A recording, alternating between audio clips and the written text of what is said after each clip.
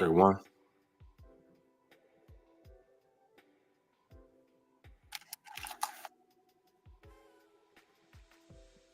everyone.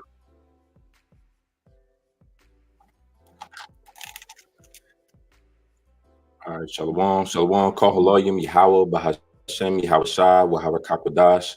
Double honors to the apostles, elders, and bishops of Great Millstone, who rule well over the flock of Israel. Shalom and salutations. You came out here, preaching the words of truth and sincerity. Shalom to all the elect. Akim, Aqua, scattered Israelites. Shalom. Let's just get this everything set up in the back.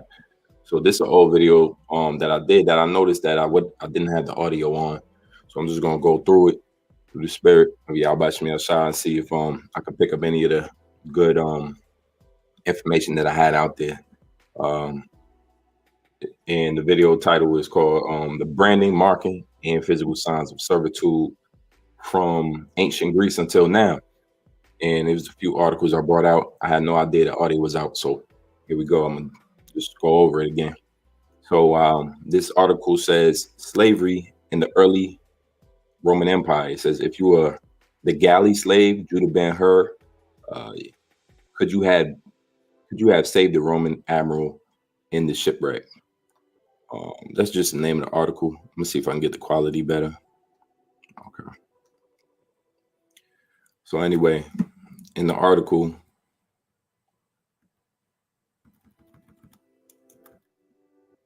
it goes into the slave market. It says the slave market, this picture right here, it's called the slave market.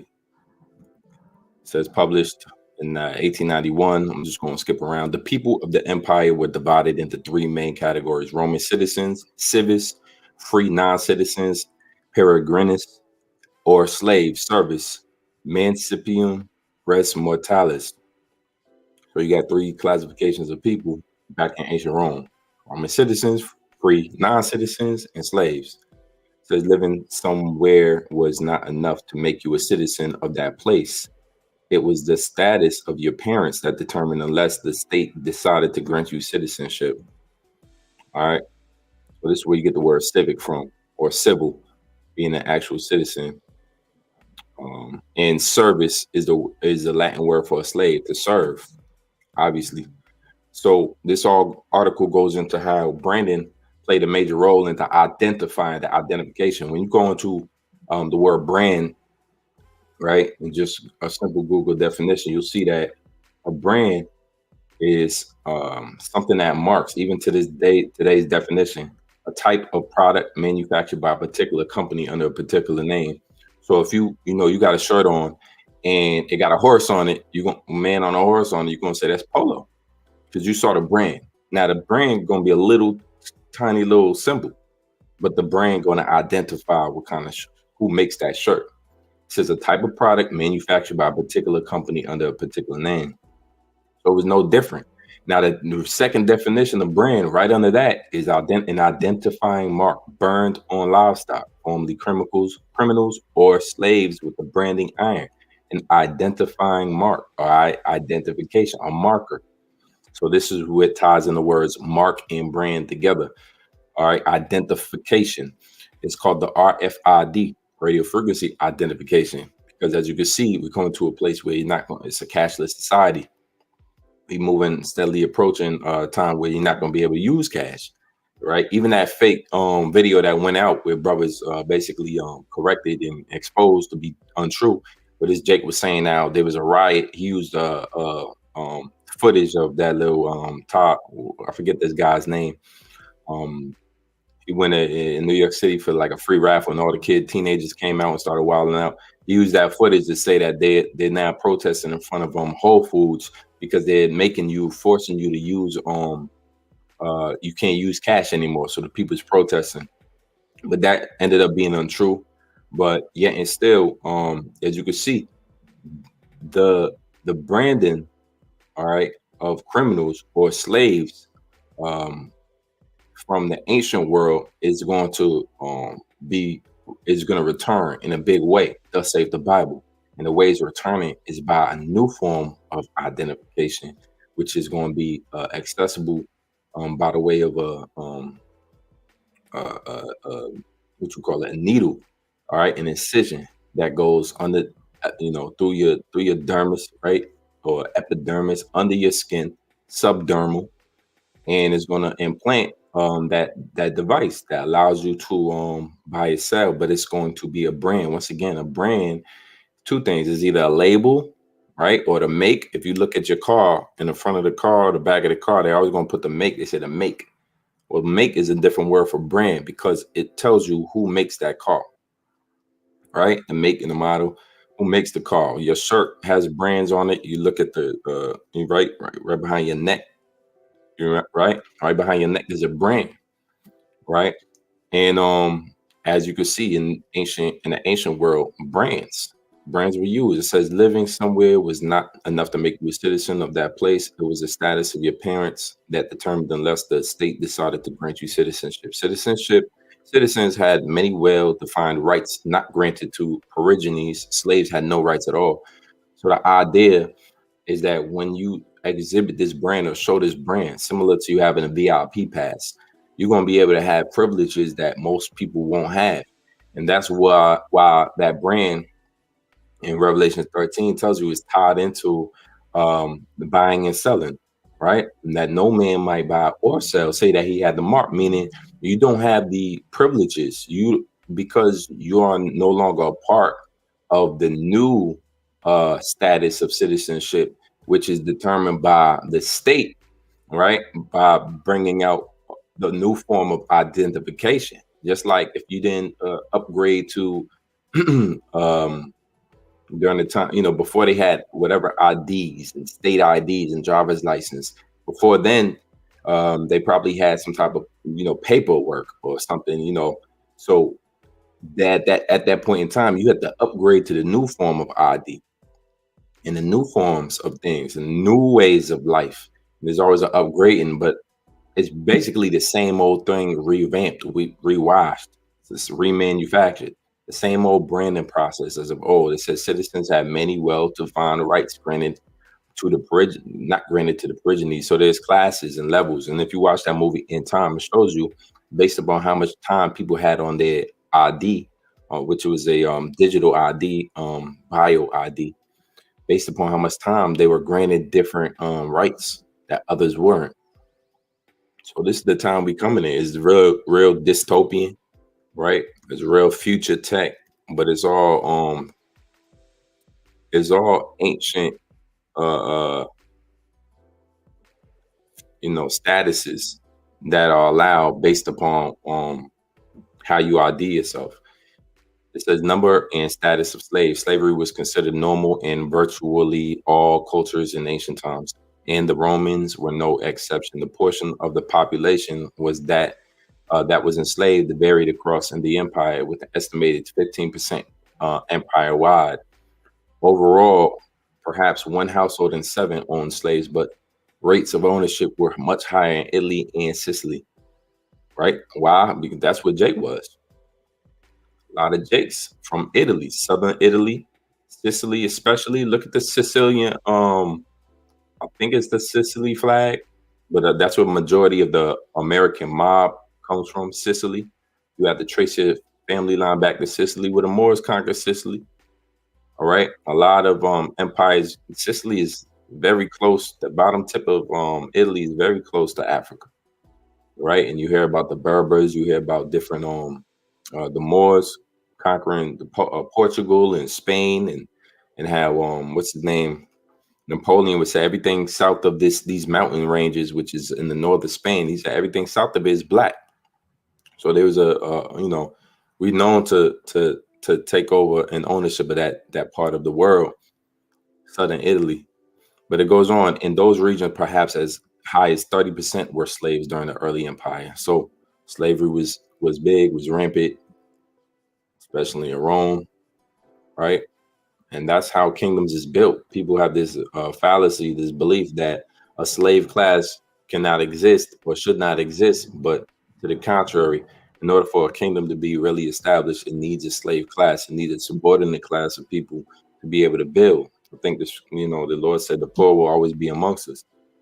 All right, Revelations 13 and 16, quoted it earlier. And it's going into that mark. So you don't be confused about these words. A mark, a brand, All right, they're all going back to the same thing, which is an identifying mark. It says burned in livestock, formerly criminals or slaves, with the branding iron. So that was the ancient world technology of a mark. Granted, there was no, if they had RFID at the time of the Roman Empire, they would have used it. As a matter of fact, I believe the precursor to what's the New World Order, which was World War II, Nazi Germany, right? The labeling of citizens that went by the name of Jewish or whatnot, right? Which a lot of that history is clouded. We're not going to get into that, but IBM was one of those companies that were branding and marking some of those people that was on them camps and whatnot. Why? Because they had to brand them. That's the beginning of creating a slave, is to brand them, show their significance, um, and who they belong to. Show shows ownership. All right, when you put a label on something, it shows ownership. All right, when you put there's a word called trademark. All right, and a trademark is defined as a symbol, word, or words legally registered or established by use as representing a company or product. So you're representing a product when you have that MOTB inside you. You're representing the company of the New World Order, the WF's New World Order, where you will own nothing and be happy. And that's the idea. You won't be able to buy or sell. So it says here in the see if I grab the KJV, and he calls of all, both small and great, rich and poor, free and bond, to receive a mark in their right hand or in their foreheads. All right. And so that's what we're going into. So the idea now in the ancient world, it used to be that only the slaves and the warriors or criminals, slaves, criminals, or certain warriors, certain generals, certain branches of the different forces of the empire would also get branded to show servitude, or show what legion they belong to.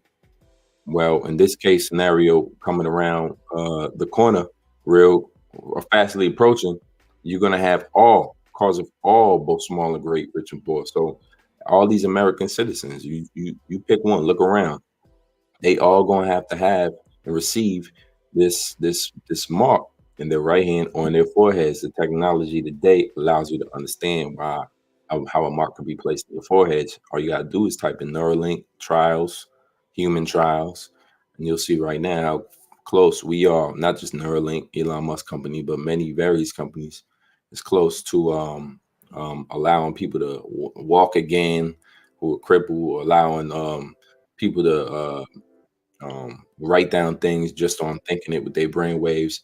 They could they're now able to show pictures of what people are thinking. All right, so that technology is very much here, and it wasn't here at the time of John the Baptist, John the Revelator writing these things. All right, so we have even a better understanding, an idea of what exactly he saw, because we living in it. People say the Bible days, but we in them. All right. So it says in their foreheads. So that's why you have this technology that exists, brain interface chips and neural chips and things like that. So we in that time. It's not a distant future. It's right here. Right. As of last week, they're bringing out information on Neuralink, and I like to go into the BL. Well, this is the commentary section where it gives you a little insight about the mark. Let me see if I can find it. All right, let me see if I can find something. I can see them.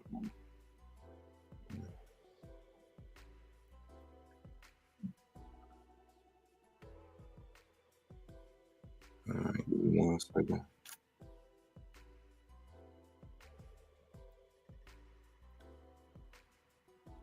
So it says over here on this right side, it says about the charagma. It says John describes how the entire number of worshippers of the beast, who recognize one another by a mark which certifies that they belong to the beast, hinder the intercourse required even in business with respect to their daily life of saints who have not received that mark of the beast. So idea is that these people will be hindered in their daily lives. How? Because you won't be able to buy or sell without it. All right. Over here it says the power that we have read that of the sealing of the servants of Yahweh in their foreheads, Revelation 7:3. We shall hear of it again, Revelation 22:4. The power of evil also has its mark or stamp. As slaves receive the brand or mark in their flesh, betokening to whom they belong. So it all goes back to the idea of ancient world marking, branding, servitude, physical signs of servitude from the ancient world until now. It always was a brand or a mark that signified who you belonged to. All right. It was a token, a betokening, they say, a symbol.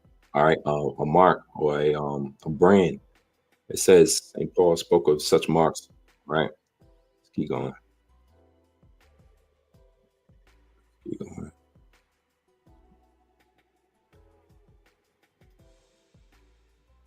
Again, this was a video I did with it had no audio in it. So I'm just going back to go over it again. It says here, let me read this last section. In the same way, the subtle false prophet, the arbiter of the world power, seeks to impress, which the word impress means make something. Let me get that word impress real quick, because you have the word impressionable or impression. That also goes into mark, impress. So impress means make someone feel admiration and respect. But the second definition is the one I'm looking for. Make a mark or design on an object using a stamp or seal to imprint, an act of making an impression or mark. So you're impressed. All right. They'll be impressed or marked. All right. Or branded. It says seeks to impress a mark on all on the penalty of complete social exclusion. And that's what, brothers, we keep bringing up is that right now, you feel in a slight social exclusion when you amongst the body. You don't want to be out here amongst these people for the most part. You try to stay away from large crowds. You not understand that majority of people, even though they're people, they're spiritually dead and they act like heathens. They are a heathen impression. All right, they've been impressed with heathenism and don't repent, don't see it other way. So you're already dealing with a form of social exclusion. How much more when that snake venom came out, you had to deal with a form of social exclusion because you didn't go ahead and jump on the bandwagon like everybody else. There's rewards for bandwagoning, just like there's rewards for bowing down to Caesar or bowing down to Baal. There's left hand side rewards to selling your soul, but the opposite, meaning walking that straight gate, provided the Lord give you the spirit to keep you in that day, right, from the hour of temptation, you'll deal with complete social exclusion, which means you're gonna have to get your food through the miracles that the Lord's gonna allow us. He's gonna bestow upon us. You're gonna have to, many of us gonna be as pilgrims in that day.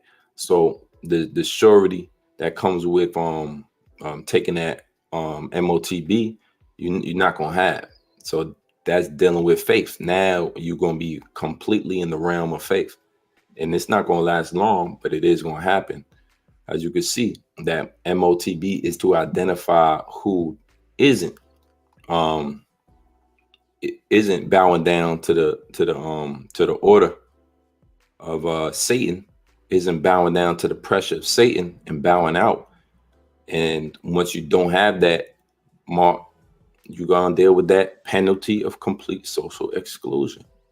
So it says it is utterly unnecessary to take this brand of evil literally, but that's where they're wrong. See, that's where these people are wrong. And a lot of these books or these commentary sections was written in the 70s and 60s. This technology still didn't exist as it did. Some of them is written in the 1800s, some of these commentary sections, so it wasn't given under them. Once again, the Lord has chosen foolish things to confound the wise. That's us who didn't go to theology school and didn't learn under uh, um, the world's pastors and teachers. We learned under men on the street corners who the Lord raised up, prophets. So that seal we understood as spiritual. Boom, boom, boom. That's the word impress right here. Make a marker design using the stamp to imprint. That's all this is coming to. It's all coming full circle home. Where, let me see. Yep, social exclusion. Where, if you do not take that brand, you'll be socially excluded. All right. Now, let's see if we got any more.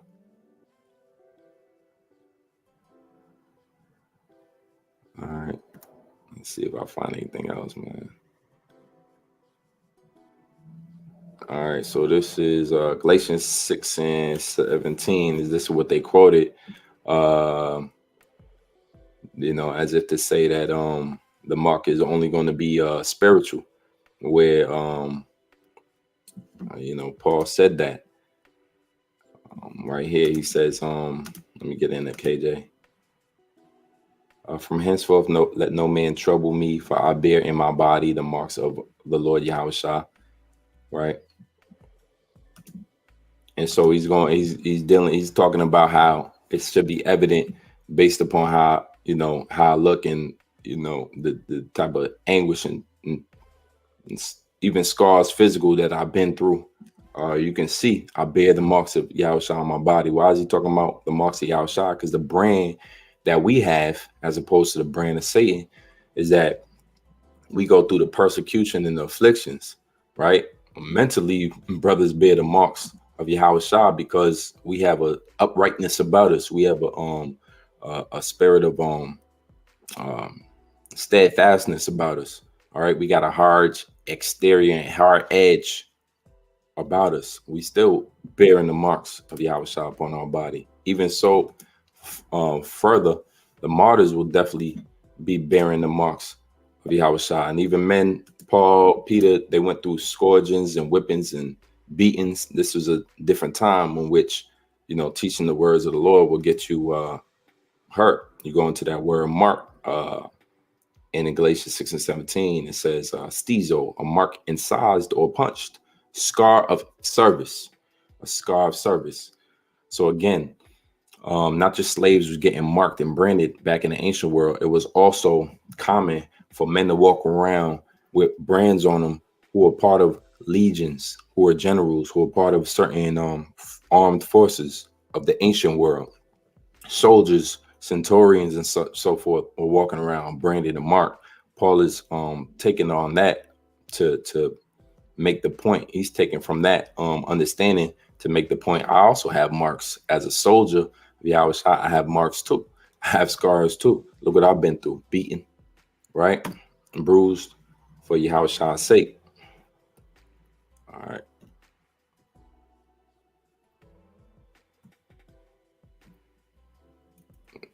So it says here, in the Elicots, it says the marks. It says the stigmata, which is the Greek word for a mark, right? And that's where you get the word stigma from. A stigma is another word tied into all of this, which again comes from the Greek. Stigma means a mark of disgrace associated with a particular circumstance, quality, or person. So it's like a shameful thing about somebody, and it sticks with them. But it says, going down in Christian tradition, marks corresponding to those left on Yahushua's body by the crucifixion. So Yahushua was left with a stigmata, so to speak, in his feet and in his hands. All right. Stigmata goes back to the word a mark in the Greek, a mark made by a pointed instrument, a dot, right? Because you get stuck with a pointed instrument and then leave that stick, stuck hole in you. You were now impressed. And this is going into this technology that we get around today. What can impress you and stick you and leave a mark on you that will not allow you to buy or sell. It has to be an instrument that has a chip in it, because you see the wave of technology is everything is contactless.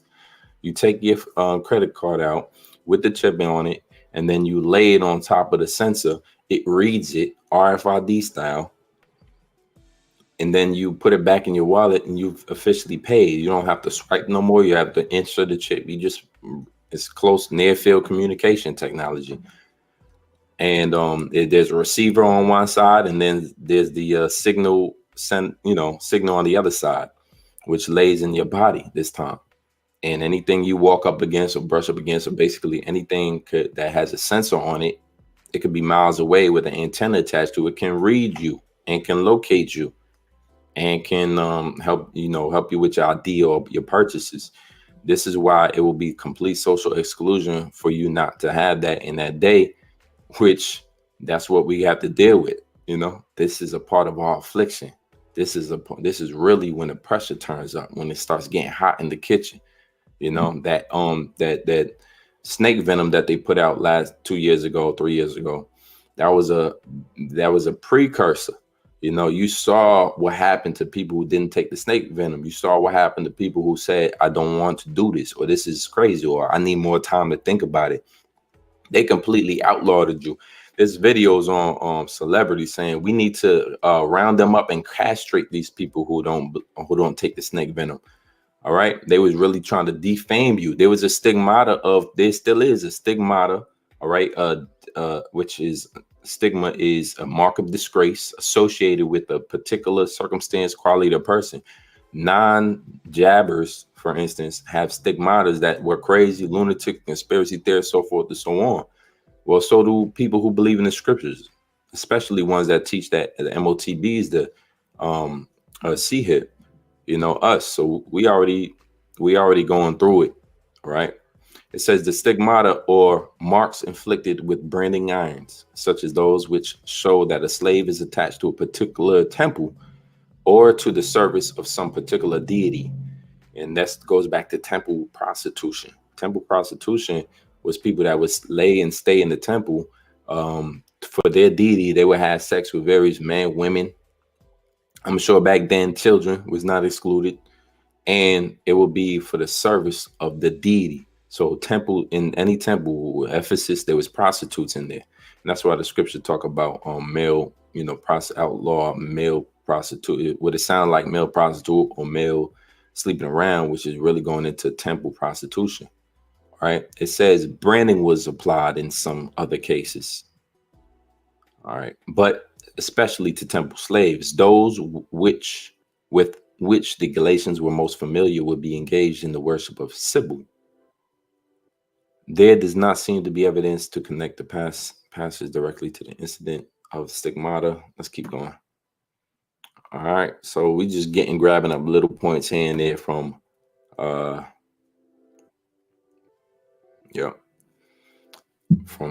commentary. The apostles has done. He will not daily with these vexations attacks upon himself and his authority anymore. He dismisses them with the appeal which ought to be final. He points to the scars of wounds which he had received in his master's service. The branding irons of Yahushua, he says, have imprinted these upon me. They show that I, like the slaves of a heathen temple, am devoted and consecrated to his service. These are my credentials, and I shall produce no others. My assailants must leave me in peace. And that's the idea. You already showing the marks of your service to Yahushua. You already showing the marks of your allegiance to Yahweh Shem Yahushua, in that you've been out. Paul had been beaten. Paul had been whipped. Paul has been bruised, had physical marks. We ourselves have more spiritual marks, right? We've been persecuted spiritually. We've been fighting these demons. We've been fighting to stay in the truth. That's a fight in itself. You get scarred and marked spiritually, right? Scriptures say the sword, the scriptures is a two-edged sword, cutting asunder. So and we understand iron sharpen iron. We've been sharpened, cut up, right? The Lord said, those who believe as a part of my vine, basically you'll be not purged, but there'll be a process in which you'll be changed, right? And you know, even in plants in that life was Yahweh shot. Let me see if I can find the scripture.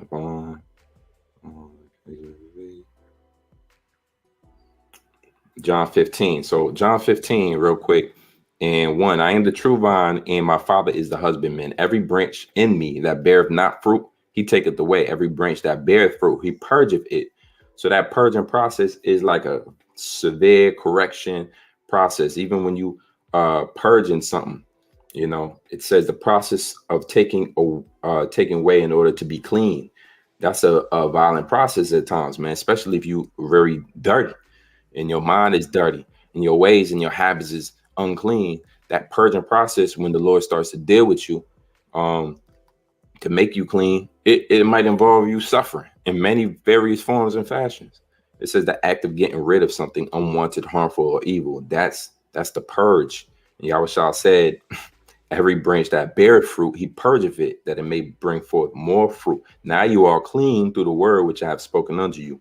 So that's it. We getting cleaned up, but that cleanup process, sometimes it feels like hell. It feels like going through this hell. Where are we now? Hell. We are in servitude to Yahweh Shah, who is not here with us only in spirit and in word, but the rest of the people don't understand that. So that leaves us afflicted, vexed with the filthy conversation of the wicked, vexed with the evil that continually goes on in this society, vexed with their pushing of the MOTD and their gradualism tactics. We vexed with pushing of the immorality. Not to point anything out specifically, but all the immorality going on. We vexed with the pollution that we gotta eat and drink and breathe. The scriptures talk about those that cry, and that's put a mark on them. Speaking of mark, a mark of exemption in Ezekiel 9, put a mark on those that sigh and cry for the abominations done. So we sighing and crying. We are completely upset and angry at the rulership of the elite Edomites, who are the wicked and the devils of the earth.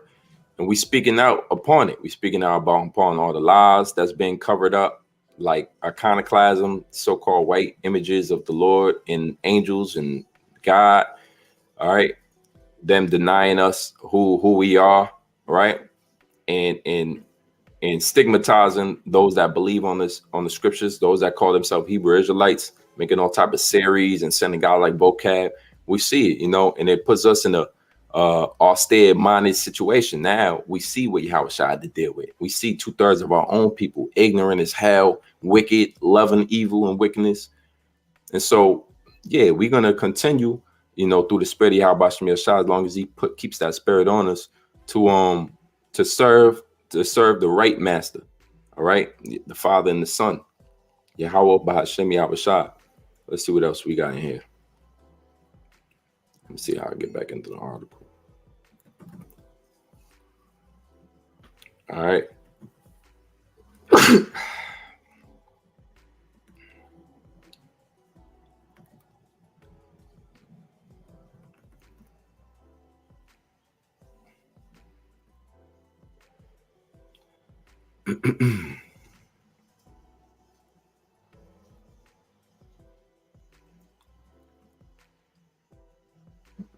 All right, bear with me.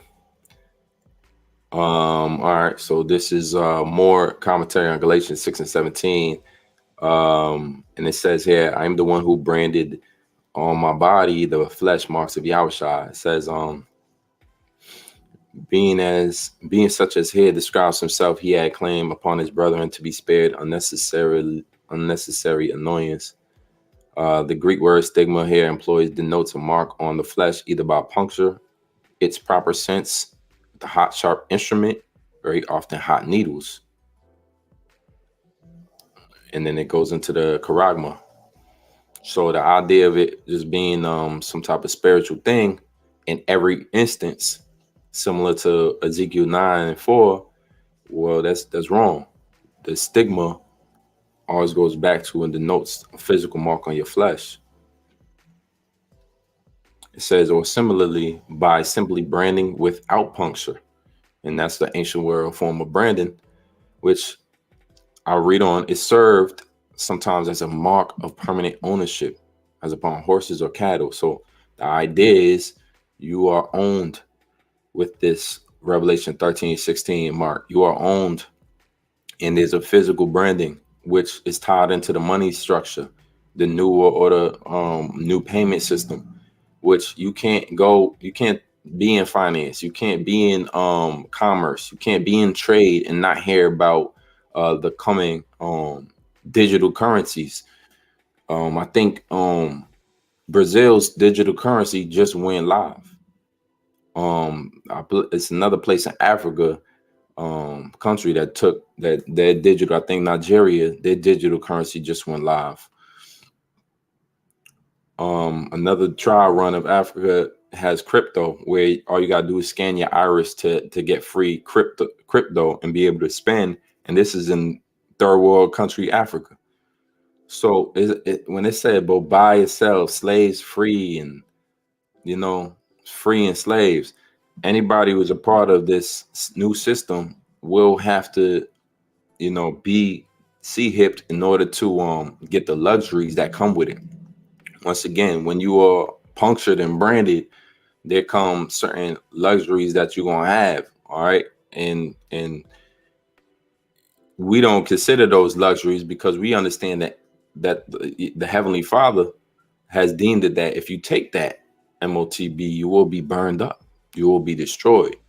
But in that moments of time before the Lord destroys this place, these people who have this MOTB and they get it, that incision, and they get that ID and that device in them in their hand and their forehead, these people will exhibit certain we get to enjoy certain luxuries that the rest of the people that didn't conform don't get to enjoy, mainly buying and selling, and whatever 15-minute city ideas that Esau comes up with. It says, in respect to slaves, it was not considered humane to brand them except for punishment. And again, if the technology existed back then, they would have just marked them with the C hip. If the Romans had technology in the size of a grain of rice to track people, they would have done it that way. And they are doing it that way because these are the modern day Romans back again. America is a second-legged arm of the Roman Empire. All right. It says, in respect to slaves, it was not considered humane to brand them except for punishment or as security in particular cases against running away. Hence, branding designated a scoundrel or a runaway slave. All right. Sometimes they put the R even in American slavery. Here in USA, 1500s to 1800s, they will brand the slaves with an R, stand for runaway, if they did do that. All right.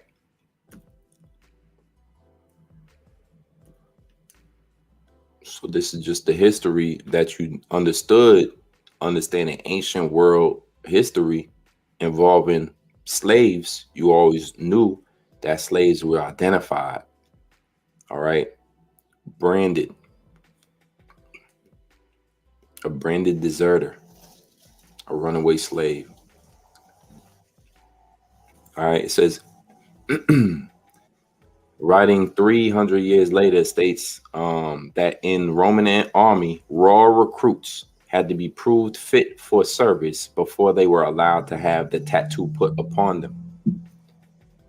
And you could see a lot of people in the army, especially, that's where they were the ones getting tatted a long time ago, long before it became popular for a high schooler or college recruit to get tatted up, or a basketball player. Long before that phase came around, Iversons and all this tatted, everybody tatted up. Long before it was cool, the only people that was really doing it were sailors, all right, and military men, because it goes back to the old fashioned, ancient world's physical sign of servitude and a brand. What branch do you belong to? You belong to the army? Okay, you get that army symbol on your arm. This is ancient world uh, scenarios. It says in the Roman army, raw recruits had to be proved fit for service before they were allowed to have the tattoo put upon them. After dual trial, they were puncturis and cute punctus militis scripti et matriculus inserti. All right, you gotta look that one up. All right, but you can see, you can see basically it means puncture, military, writing, scripty is writing, matriculus, I forget that, inserti, insert. So they were punctured and written on. That tattoo was inserted on them after the trial to see if they was worthy. It says, but this testimony does not establish the fact of such usage prevailing in the Roman army in St. Paul's time, though it is quite supposable that then, as now, soldiers might sometimes tattoo on their arm and hand the name of our favorite general.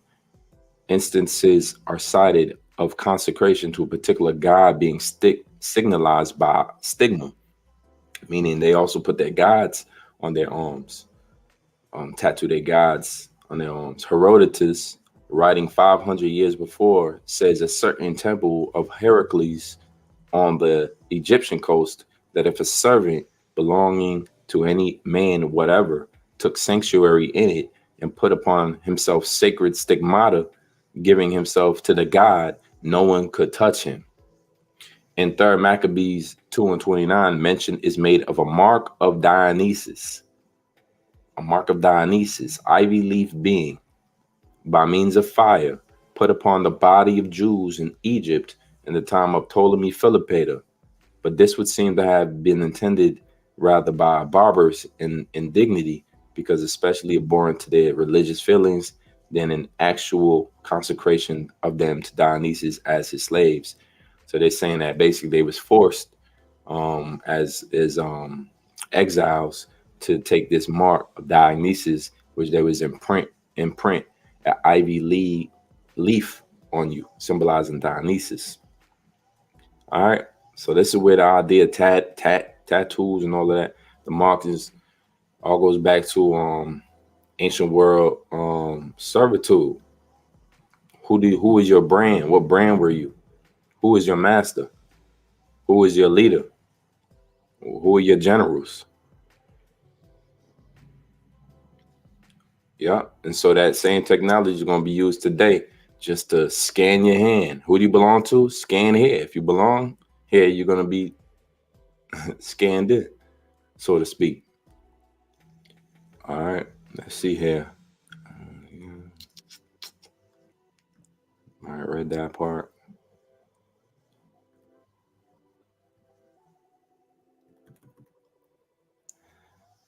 All right. I think that a few of them go into that whole Dionysus in 3 Maccabees. Um,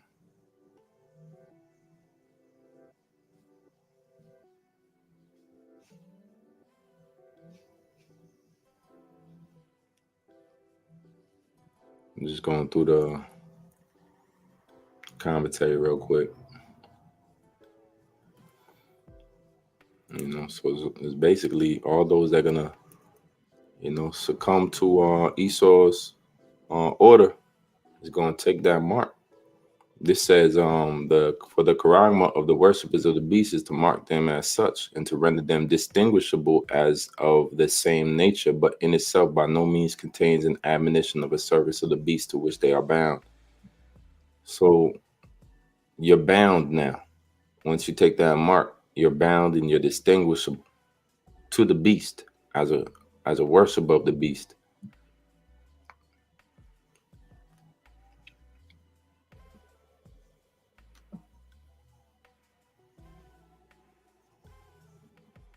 Yeah.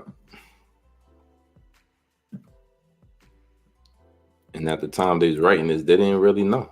They didn't really know You see, it was written in 1873. This man died in 1873. Some of these commentary, Meyer commentary, he died in 1873. He ain't possibly gonna know. And this is the time that they knew better only because slavery was an outlaw yet. So they was raised in the midst of slavery. They understood markings on the flesh. They understood that. They didn't have this PC culture. So they was easily able to say, yeah, slaves were marked, and that's what the mark will be. And ultimately everybody will be made in the position of slaves because they'll all have to be forced to take this mark that the beast system is going to mandate,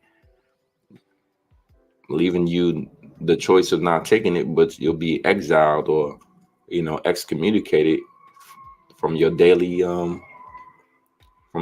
life, man, because you won't be able to buy or sell. It'll impair you. All right.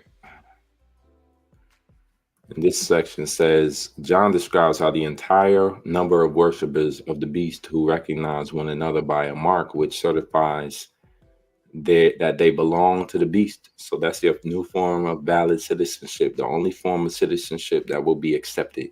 You will not be able to say anymore, well, I'm an American because I deserve the right to, and nope, the Constitution upholds that I do not have to. They ain't gonna hear that.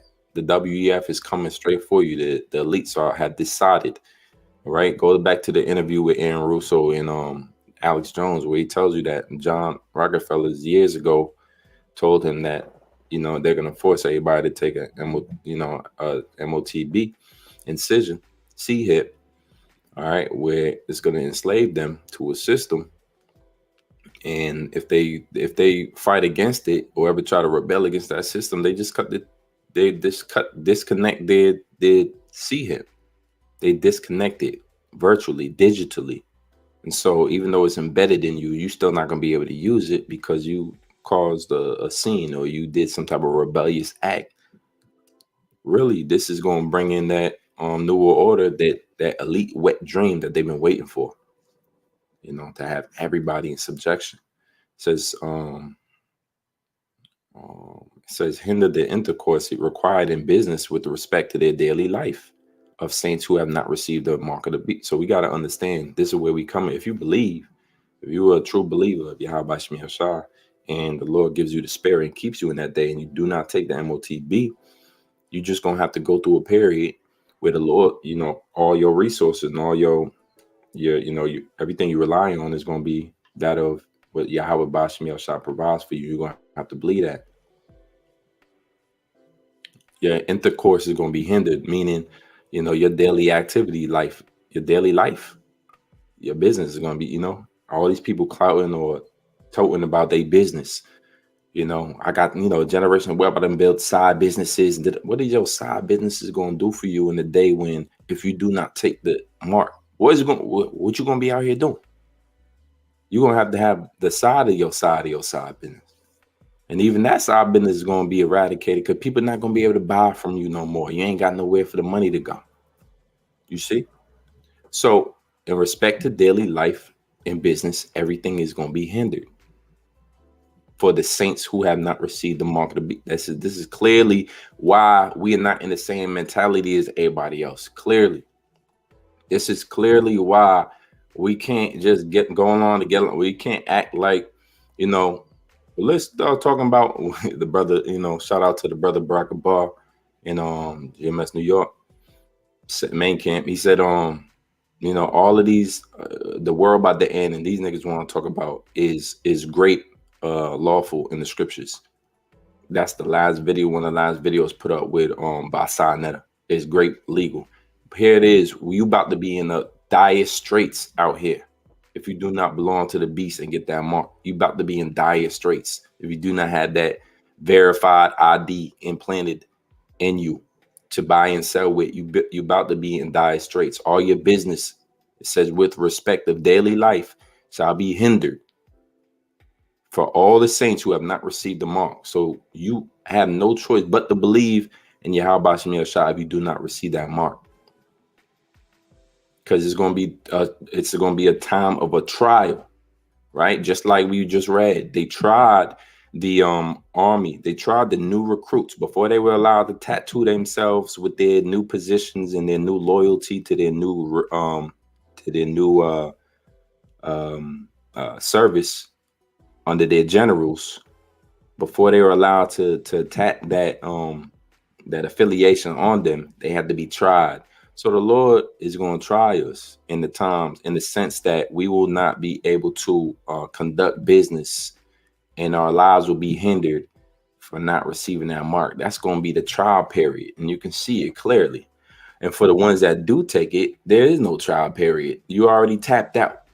You have already sold your soul over. You have now been, you belong. All right. You are marked with the beast. You have the brand of evil on you now. And so there's nothing you can do except for wait out your destruction. All right. Right. It says, in the same way, the subtle false prophet, the arbiter of the world power, seeks to impress a mark on all on the penalty of complete social exclusion.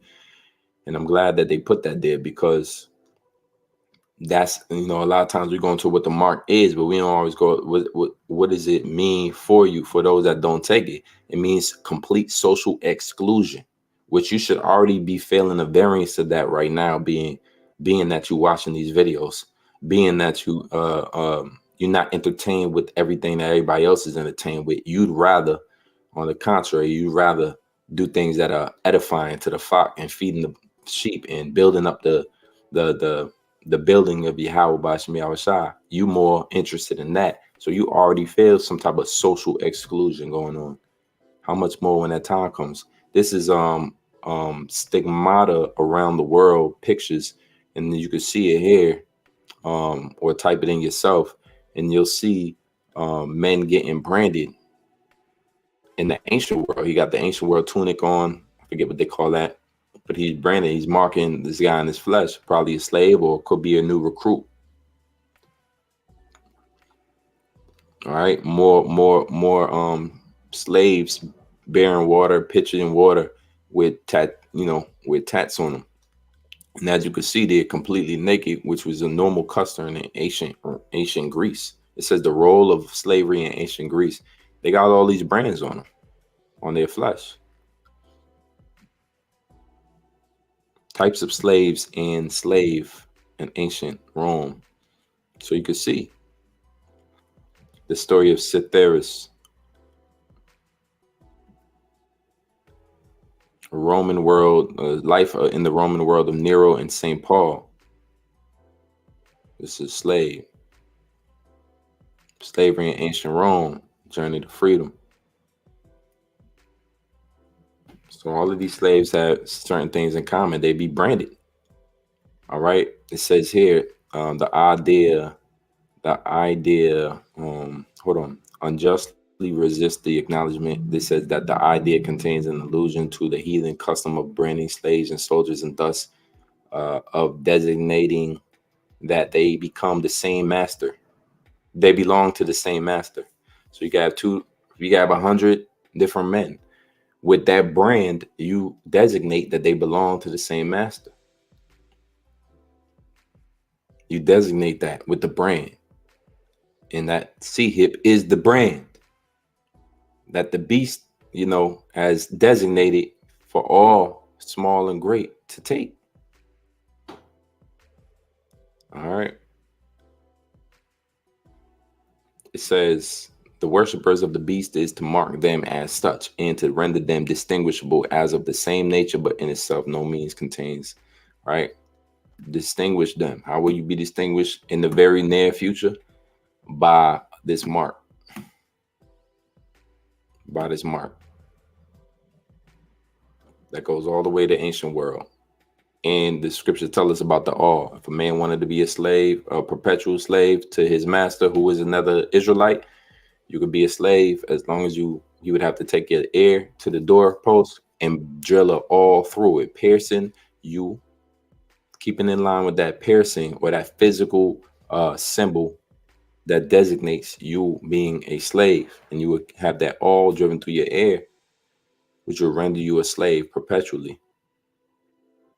And you got I understand the idea that some want to be slaves, or else it would never had that in the scripture.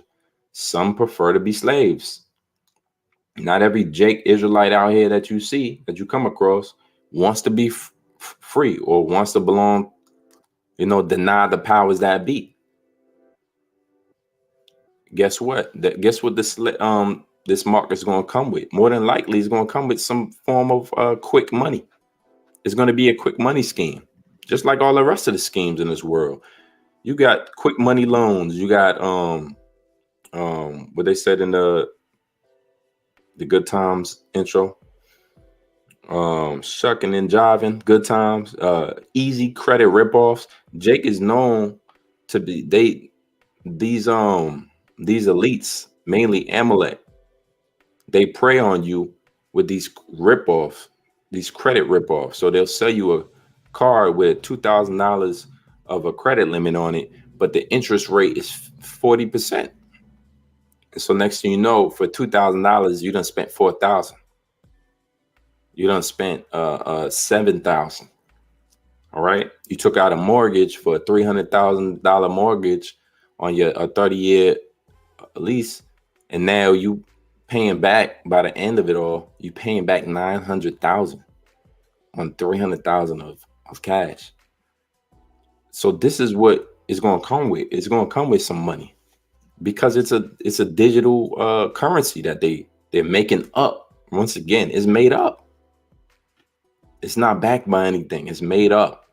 We're just going to alter it from physical money to a digital now. And we'll add it to your chip when you get it. Matter of fact, we're going to give you UBI. You'll get a stipend of $2,000 a month. Whether you want to work or not, it's going to be your choice. And because the scripture said, the love of money is the root of all evil, here it goes. They're going to go ahead. They're going to take it, and they're going to decidedly be destroyed for it, because they didn't know what it was attached to. It's attached to your destruction when you go into Revelation 14 chapter. You become a worshiper of the beast instead of a worshiper of Yahweh Shem Yahshua. He's a jealous power. He ain't going to have it.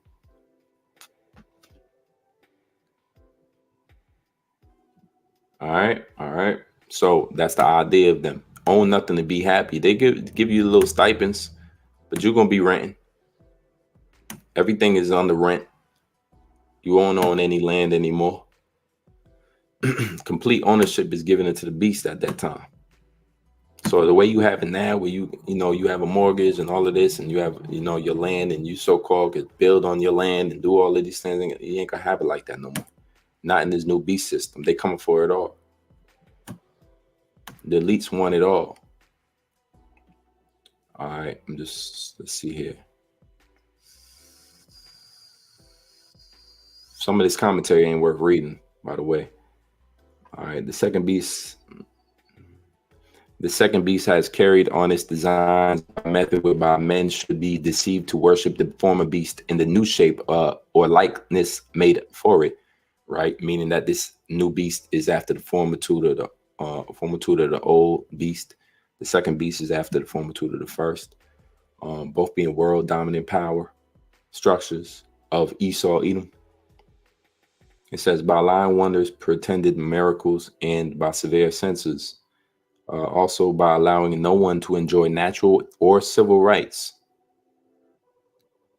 Talk about 60s and the civil rights. Your civil rights is going to be eradicated faster than the stroke of a pen, man. It says, who will not worship that beast, which is the image of the pagan beast. It is made a qualification for buying and selling. So you want to go inside the store and you want to purchase an item. Well, show us your mark. Scan your mark, please. Scan your right hand, please. It seems as if the sensor isn't picking up on your identification. Do you have a brain chip, or do you have a hand chip? Is it in the right or the left? And then you go and say, well, I don't have one. I'm sorry, you can't buy or sell here. They'll point to a sign. No purchase without incision. No purchase without chip. It's that simple. In this new system, it's that simple. In this technological advanced society, it's that simple. under the um, leadership of the of the devil. It says, as well as for places of profit and trust, that they oblige themselves to use all their interest, power, and endeavor to forward dominion of the beast, which is meant by receiving his mark. Forward his dominion by receiving his mark. That's it.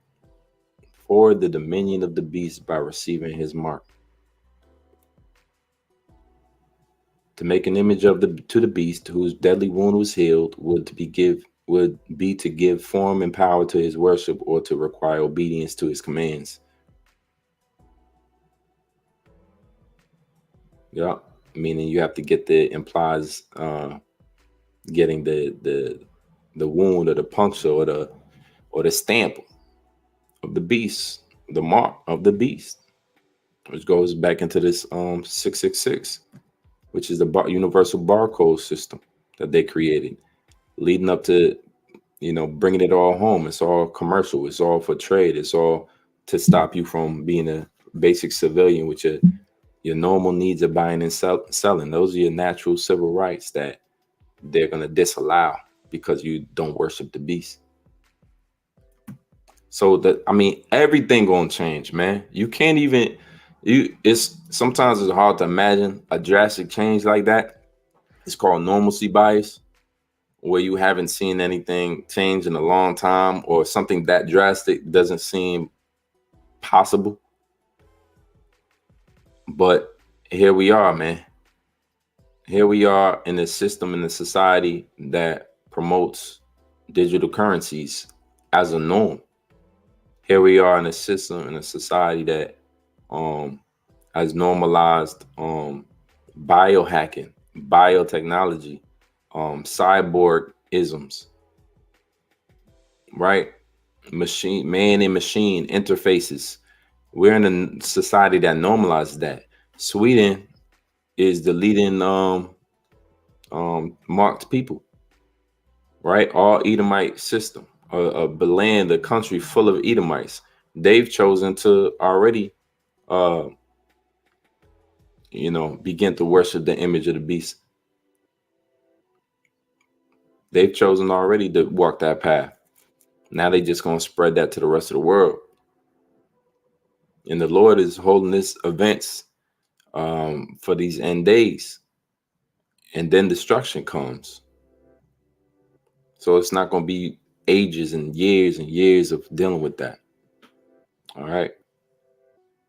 And he calls all, Barnes notes on the Bible, he calls all, he claims jurisdiction in the matters here referred to over all classes of persons, and compels them to do his will. This is the second beast, and according to the interpretation given above, it relates to the papal power and to the claim. But the second beast is dealing with NATO and the EU, the second leg of the Roman Empire. Yep.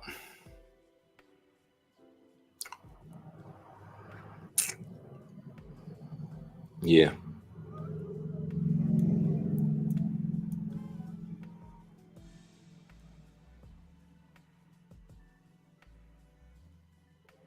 Yeah, so it says on the right side, says only object servile devotees of the cultists will stoop to that.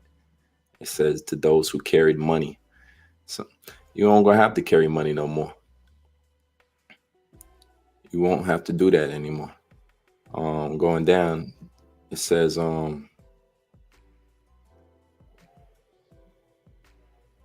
Jews are branded with in Third Maccabees 2:29 again, where the Alexandrian Jews are branded with the mark of Dionysus. Also on Galatians 6:17, it says, better still, to the religious custom of wearing a God's name as a talisman. You can look up that. It says the general sense of the prediction is that the faithful will be shut up to the alternative of starving. That's why there's going to be a famine. How about the man-made famine that comes along with those that don't take the mark and can't buy and sell? The Lord said, in the famine you shall eat. In famine you shall eat. Well, guess what? What brothers is recognizing and realizing through the spirit of Yahweh Shemel Shah is that the famine will definitely be man-made. And one of the man-made ways is not just EMP attack or blackout or you know taxing the drivers or a trucker shortage or a trucker rebellion of some sort where the food can't come in that way. These are very um, foreseeable ways that a famine is going to happen. But there's also a man-made famine, along with them burning down um, food production uh, houses and storages. But there's also going to be a man-made famine in the way that if you don't buy it, if you don't have a mark, you can't buy. What's going to happen to those? It's understood that this MOTB is going to cause a famine for those that don't take it. It says the general sense of the prediction is that the faithful will be shut up to the alternative of starving or coming forward to avow their prohibited faith. So subtly and diabolically does the cultist of the emperor pervade all social life. And that's going to be a cult. Talk about a cult, man. These people are going to have to vow to Satan by taking a mark, and was forced into it because the alternative would have been starving. You're going to be forced into the cult of Satan, man. Rich and poor, free and bond, small and great, all. Yeah, man, it's coming.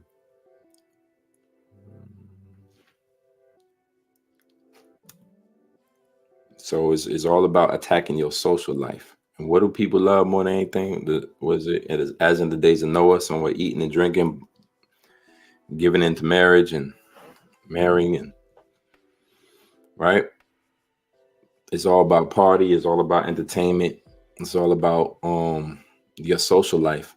Well, for those that regard their social life, the scripture says that he that loves his life shall lose it. You're gonna go ahead and take that mark.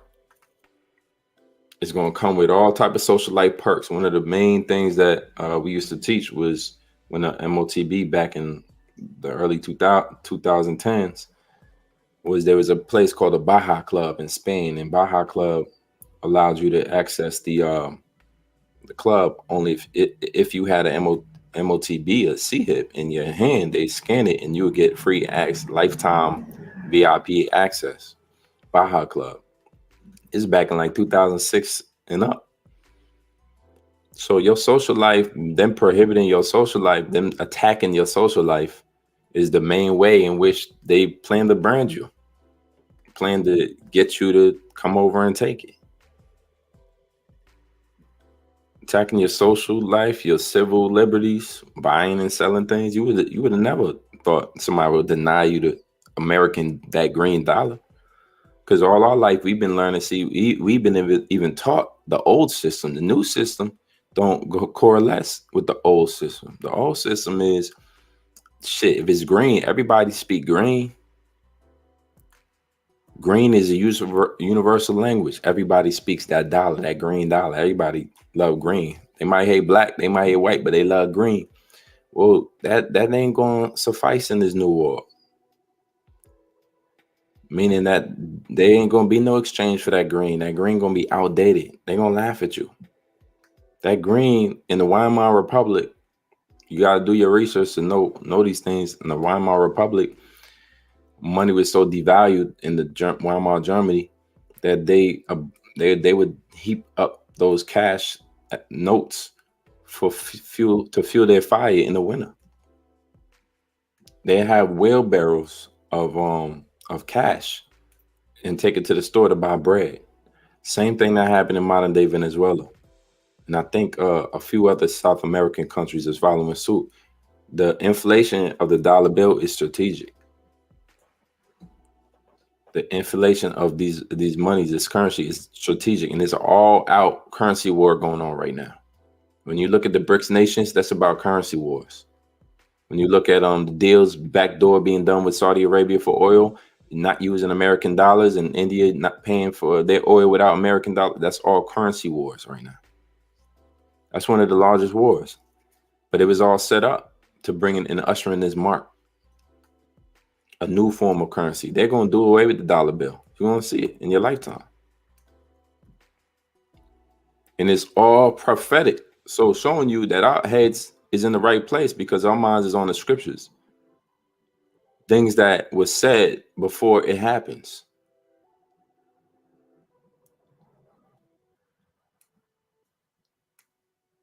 It says, free and bond, another method of still dividing the human race, embracing all, for all the dwellers upon the earth, either free or bond. These various forms of expression, therefore, are designed merely to denote in an emphatic manner universality. The idea is that in the matter referred to, none were exempt, either on account of their exalted rank or on account of their humble condition, either because they were so mighty as to be beyond control, or so mean and humble as to be beneath notice, as if this refers to the papacy.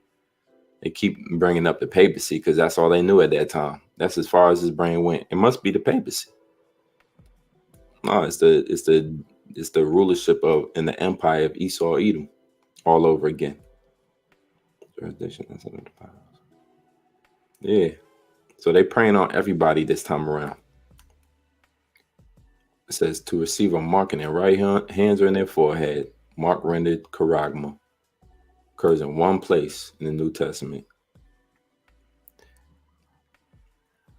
All right, a graven, sculpture, sculpted work. Every time you type up mark, you're going to see something about engraving. Or you type in charagma, you see a cut, incision, to cut or stamp. And there's still Greek-speaking people in this world. There's a whole country called Greece. And when they say charagma, they talking about cut.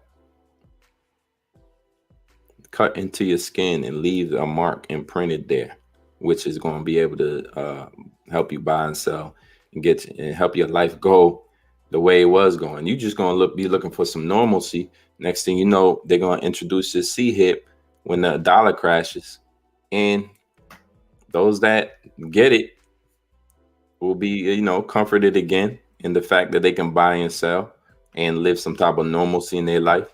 Those that don't get it will be threatened with the exclusion, where you can't, live your life as you normally would.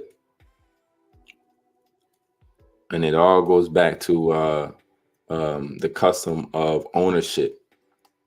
The word mark, it says, but the image is as there that of a brand put on slaves to identify them. This is what that is. You'll be identified with your mark.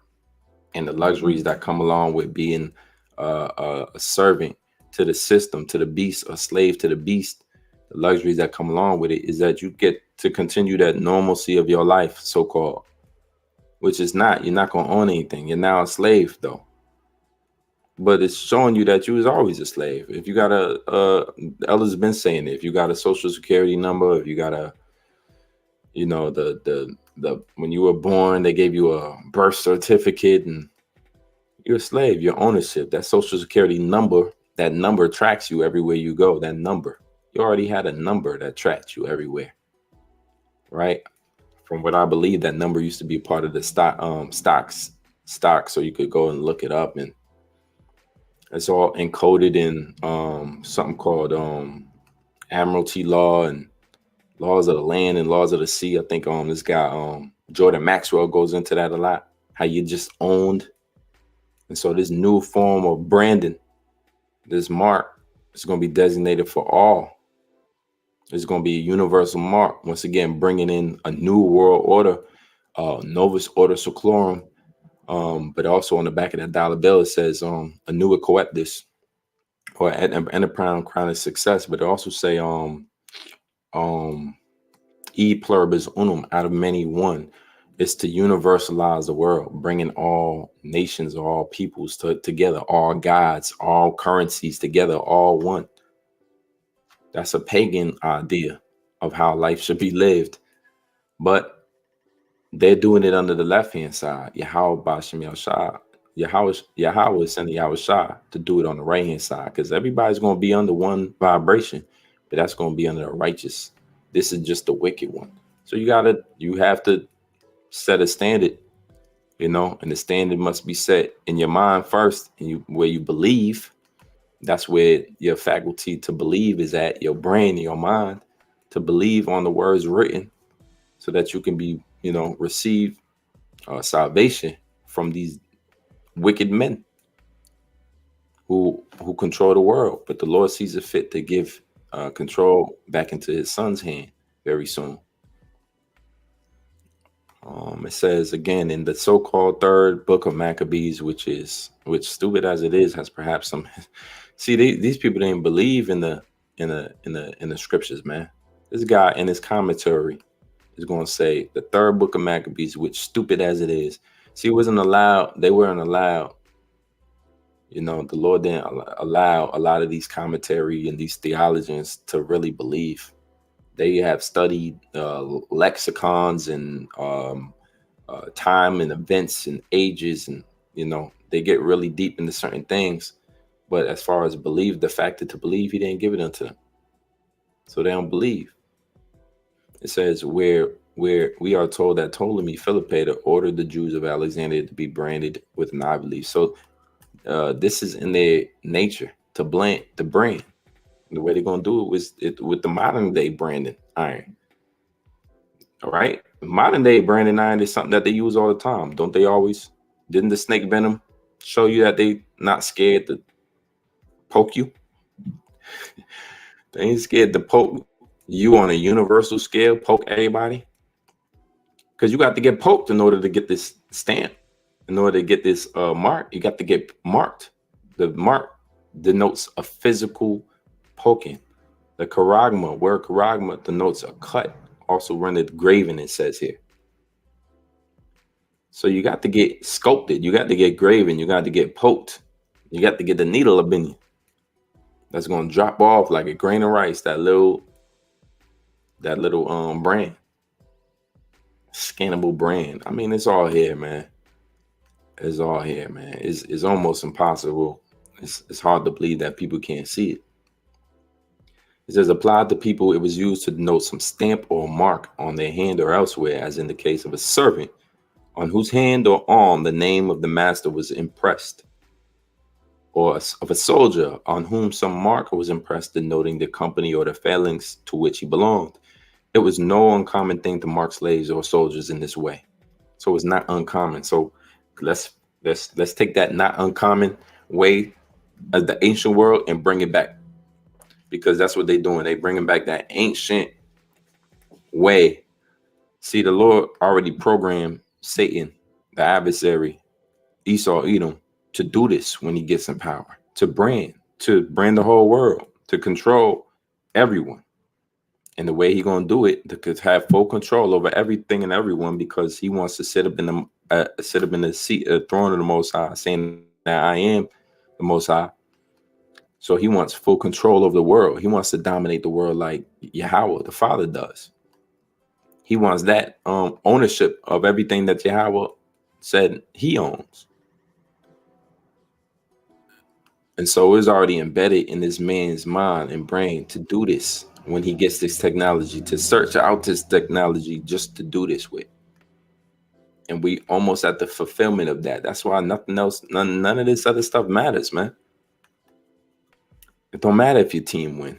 It don't matter. Your team got to get marked up. And guess what? And those who don't get the mark on your team, they ain't going to play no more. They ain't going to be able to buy it, sir. Everybody's going to be hit with this decision. That's why it says the Revelation, was it 3 and 10? Let me get it real quick. Everybody's going to be hit with this to make this decision.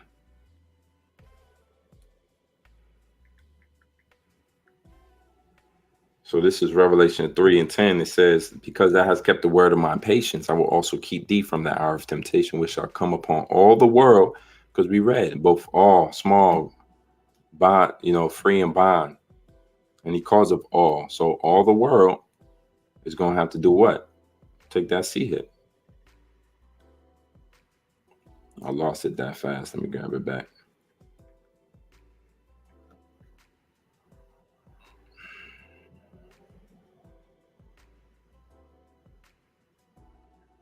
All right, it say because thou hast kept the word of my patience, I will keep thee from the hour of temptation, which shall come upon all the world to try them that dwell upon the world. That's the trial phase where they're going to say, stick your hand out, please, to receive your mark. No, you can't. You're not going to be able to use cash over here, but we got a chipping station right around the corner. Chipping station, what's that? Oh, well, it's just a new way of, stopping people from stealing your money. It also comes with $5,000 of 5,000 CBDC coin, a new house. It's all leased, so it don't matter. It's gonna come with its luxuries, man. They're gonna solve the homeless population problem. They chip them all. So it's coming, man, and it's gonna change the whole great scope of everything. And it says, "Which shall come upon all the world to try them that dwell upon the earth." So this is a trial, and if you fail the test, the Lord didn't keep you from the hour of temptation. You go ahead and lose that trial, and go ahead and get branded. It was no uncommon thing to mark slaves or soldiers in this way. The design was either to denote their ownership or rank, or to prevent their escaping so as not to be detected. It's crazy, but it's coming.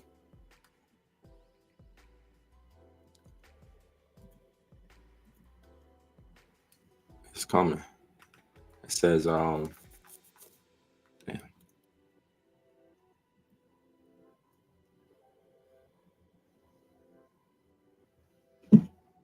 hmm So these are more pictures of ancient world brands, ancient world branding and tattooing.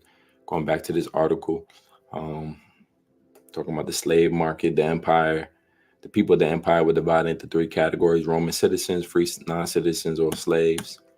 So right now, they even had that division right now. You got your homeless, you got your rich, you got your poor, you got your free. It just show you all the different aspects of the people living in the empire, living in America. You got your business people, you got your laborers, day laborers, you got your incarcerated people, you got your free, so to speak, and you got your legal aliens, so to speak.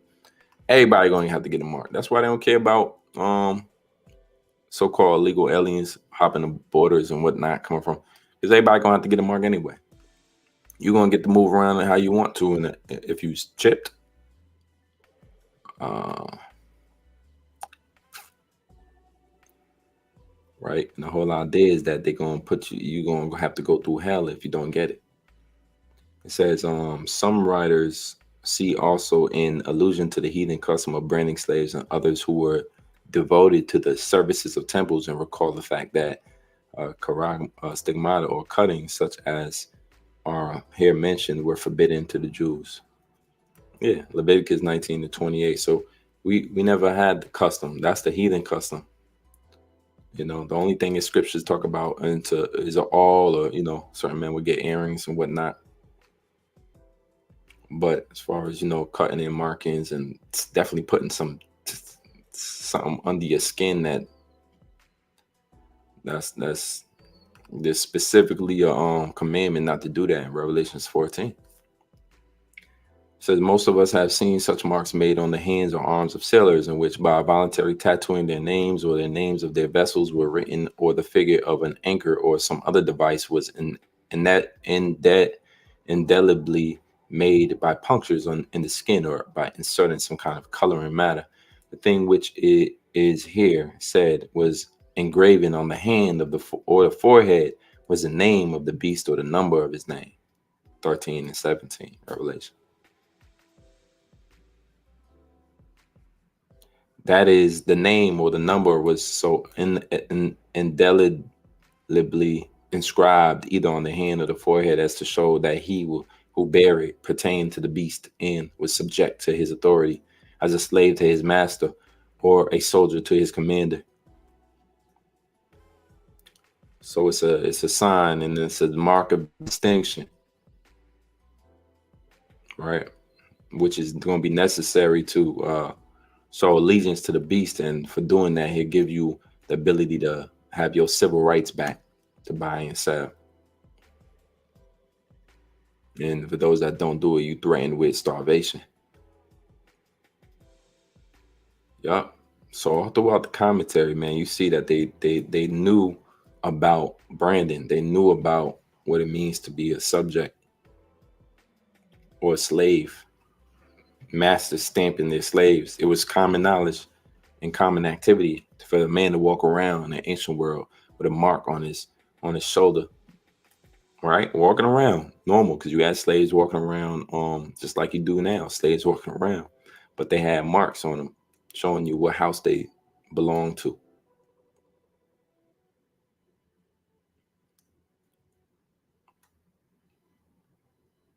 Yep. So this practice went all the way back to the ancient world, symbol of Bacchus, Antiochus Epiphanes, and so forth and so on. Alexandria, Ptolemies, and they were all doing it, especially Edomites. Mainly the history recorded where Esau is doing it, whether the Greeks or the Romans, showing you that these are the modern day Greeks and Romans all back again. What are they going to do? This is Second Maccabees 6 and 7. It says, on the month celebration of the king's birthday, the Jews were taken under bitter circumstance. Salaki. On the monthly celebration of the king's birthday, the Jews were taken under bitter constraint to partake of the sacrifices. So this is all force again. And when the feast of Dionysus came, they were compelled, meaning forced, to walk in the procession in honor of Dionysus, wearing wreaths of ivy. And now you might see a Jake woman or something rocking an ivy wreath, thinking it's cute. Goes back to our time when we was forced to do that. We ain't had no choice. At the suggestion of Ptolemy, a decree was issued to the neighboring Greek cities that they should adopt the same policy toward the Jews and make them partake of the sacrifices. So when one thing works for Esau in a foreign land, they're going to tell the rest of the Greeks in the different neighboring cities to do the same thing and take the same policy towards these people. This is how universal policies begin. And the beast system is just control over the whole world, basically through commerce and through force of the sword. Esau, Edom got the blessing of the sword, and to have the dew of the earth from heaven and the fatness of the earth. So he has rulership of the world, and the way he plans on condensing it or reforming it is by putting everybody in slavery under one global, universal digital commerce system known as New World Order. And so it was no different back then. Ptolemy noticed that this works, and you can get the Jews to do what you want them to do by force. And so let's do it to them now. These are them all back again.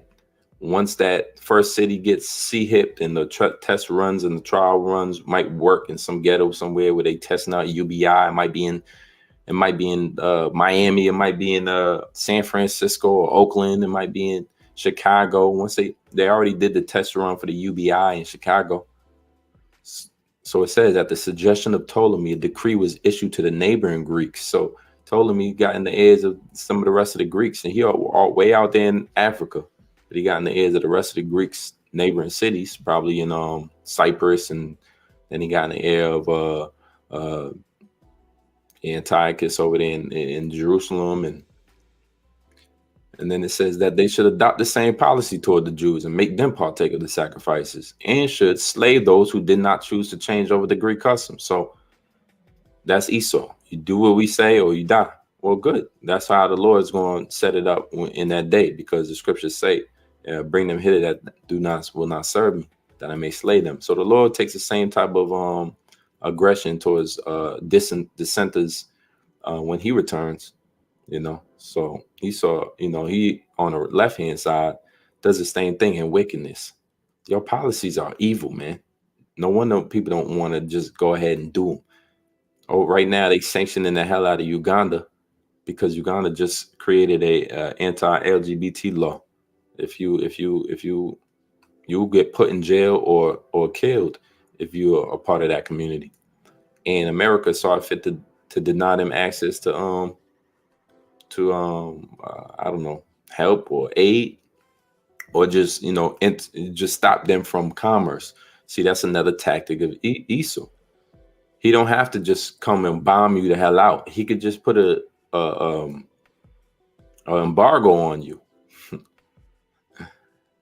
which, until you marked up, he can't do otherwise. All he can do is these secondhand tactics. But if he creates this system where you could see hit the whole world, all you got to do is unplug you, turn your chip off, as Aaron Rockefeller, or Nick Rockefeller said.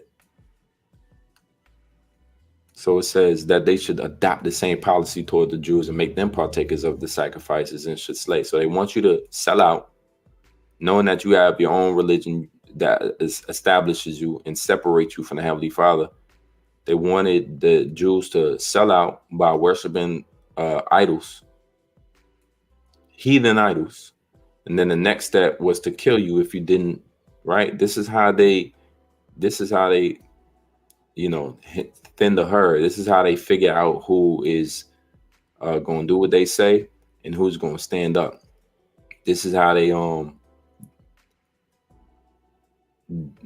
discern between righteous men and wicked men that fall, faint when persecution comes. They faint, and men that are steadfast. And the Lord saw fit to do that. That's why he brought in our enemies to rule over us, and had men in the ancient world who stood up and stuck their neck out when they had the option, or they had the ability to worship idols, and they didn't. So they became a threat to the system, so to speak, like Shadrach, Meshach, and Abednego, the three that didn't bow to Baal. I don't want to mix the stories up, but I believe they were thrown in the furnace, and the Lord was in there with them in the furnace and caused them not to be burned up. So the miracles is what's going to deliver us. We're going to get delivered out of America through miracles, not through some type of foreign exchange currency, not through living a normal age-old life, not through anything normal, anything. It's going to be magical, for lack of better words. It's going to be miraculous. It's going to be wonderful. It's going to cause amazement and awe and shock how the saints of the Lord is going to be delivered out of here through these vehicles that came from out of the outer realms of heaven, and they just expose themselves at one time to the world just to shoot lasers and beam up the elect. That's, words can't really describe what that looks like in real life, but we're going to go through it. Just as we had the Lord prevent the deaths of, Daniel in the lion's den, and so, right, in the Egypt, during the exodus of Egypt, the Lord, held back the waters and let us pass through on the waters, on dry land. These things is miracles that the Lord provides in very traumatic situations, such as what's going to face the earth. So we're going to have, you got to believe, man. Faith is the substance of things hoped for and the evidence of things not seen. You got to have faith of things you ain't never seen before to believe that they can happen. With Yahweh, nothing is impossible. It says one could see, it says, and should slay those who did not choose to change over the Greek customs. One could see, therefore, the misery that had come upon them. And that's exactly what they choose to do now in this day. Bring different various forms of trouble and suffering to those that don't convert over to the ways of, worshiping the beast by taking his mark in their hands on their forehead. It's all coming down to a time, man, where you're not going to recognize what life used to be. It ain't going to matter. The scripture says in the time of affliction, there's no remembrance of prosperity. So we're going to get afflicted, especially those that don't take the mark, because your normal life, livelihood, your lifestyle, is going to be altogether changed forever. Once you do not take that mark, it will be altogether changed forever. It will be on full reliance of the highest power. and the miracles that he gives. It's called divine providence. The Lord divinely interjects and delivers you and keeps you and stays you, kept from the mark of the beast, it says.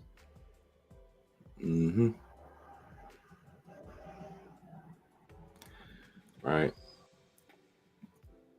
This is Third Maccabees 2:29. It says, those who are registered are to, and this is CEB version, those who are registered are to be branded on the body by fire with the ivy leaf sign of Dionysus and are to be assigned to their former limited civic status.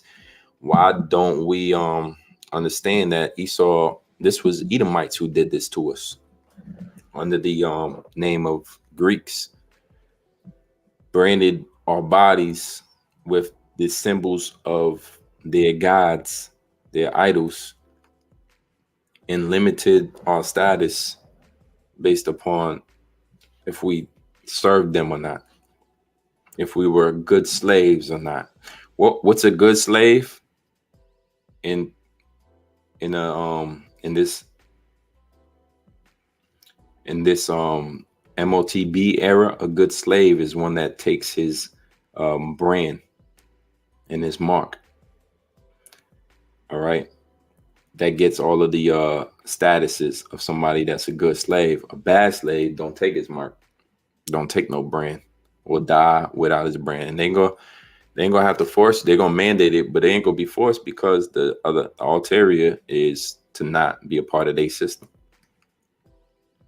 It says, but so as not to seem hateful to all, he added, but if any of them should prefer to join those who have been initiated into the mysteries, these are to enjoy political rights equal to the Alexandrians. So it's all about your civil rights or your natural rights, right? Things that you consider to be given to you at birth, natural rights. Like you got the natural right to breathe air, you got the natural right to drink water, you got the natural right to, right, as America put it, to be happy. What is it says in the Constitution, something like that, to be happy, to live and be happy or something. I forget how that go. But Esau is basically going to limit your natural rights and sell them back to you by a branding method, as he did in ancient Alexandria, Egypt. No different. Now, some Jews, while pretending to detest the steps to be undertaken for the city's religion, readily surrendered themselves to share in great fame through the association they would have with the king.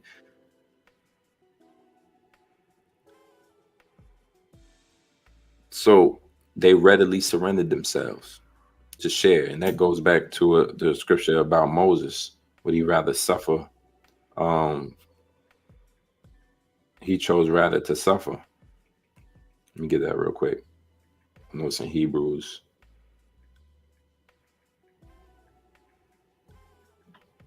This is the book of Hebrews 11:25. By faith, Moses. let me read up. Hebrews 11:24. By faith, Moses, when he was come to years, refused to be called the son of Pharaoh's daughter. So Moses would have had the same political rights and affiliation with the king as these men during the time of Alexandria, Egypt. But Moses refused it. It says, choosing rather to suffer affliction with the people of Yahweh than to enjoy the pleasures of sin for a season. As opposed to Moses' sentiment, right? He rather suffer affliction with the people of Yahweh than to enjoy the pleasures of sin for a season. And that's the idea that we have. That's the same sentiment that believers or the men that do not take the mark, the elect, will have, is we rather suffer affliction now and enjoy the pleasures of sin for a season. All they can offer you is a season. How long did these Jews who got marked up and branded with the leaf of ivy leaf of Dionysus, how long did they get to enjoy these political equal rights with the Alexandrians and act like they was Greeks themselves? And how long did they get to hobnob, and rub shoulders with the elites of Alexandria before the Lord destroyed destroyed them by the Romans. Not long. Not long. So that's it. That's the idea. So I'm gonna leave it here for the sake of time. Lord willing, I'll make a part 2 or something. And Lord willing, this video was edifying as always. Call Allah Yim Yahweh, by Hashem Yahushua, by Hashem Rakakwadash, the one to the apostle elders, great millstone, who rule well over the flock. Shalom, salutation to you, Akim out here. So shalom to elect Akim Aqua, DTA, above the ball soon.